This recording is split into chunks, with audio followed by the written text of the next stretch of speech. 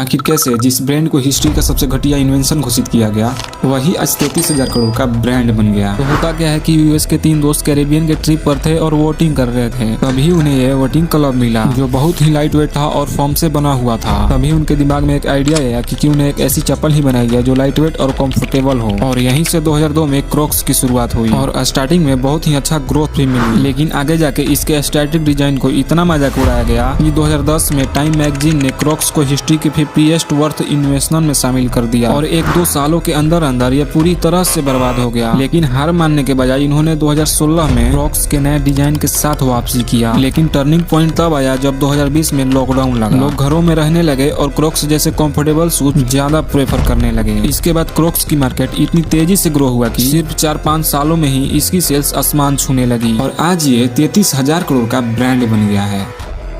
आखिर कैसे जिस ब्रांड को हिस्ट्री का सबसे घटिया इन्वेंशन घोषित किया गया वही आज 33,000 करोड़ का ब्रांड बन गया। तो होता क्या है कि यूएस के 3 दोस्त कैरेबियन के ट्रिप पर थे और वोटिंग कर रहे थे। तभी उन्हें यह वोटिंग क्लब मिला जो बहुत ही लाइट वेट था और फोम से बना हुआ था। तभी उनके दिमाग में एक आइडिया आया कि क्यों न एक ऐसी चप्पल ही बनाई जाए जो लाइट वेट और कंफर्टेबल हो। और यहीं से 2002 में क्रॉक्स की शुरुआत हुई और स्टार्टिंग में बहुत ही अच्छा ग्रोथ भी मिली, लेकिन आगे जाके इसके स्टैटिक डिजाइन को इतना मजाक उड़ाया गया कि 2010 में टाइम मैगजीन ने क्रॉक्स को हिस्ट्री के 50th वर्थ इन्वेस्टमेंट में शामिल कर दिया और 1-2 सालों के अंदर अंदर ये पूरी तरह से बर्बाद हो गया। लेकिन हार मानने के बजाय इन्होंने 2016 में क्रॉक्स के नए डिजाइन के साथ वापसी किया। लेकिन टर्निंग पॉइंट तब आया जब 2020 में लॉकडाउन लगा, लोग घरों में रहने लगे और क्रॉक्स जैसे कंफर्टेबल शूज ज्यादा प्रेफर करने लगे। इसके बाद क्रॉक्स की मार्केट इतनी तेजी से ग्रो हुआ कि सिर्फ 4-5 सालों में ही इसकी सेल्स आसमान छूने लगी और आज ये 33,000 करोड़ का ब्रांड बन गया है।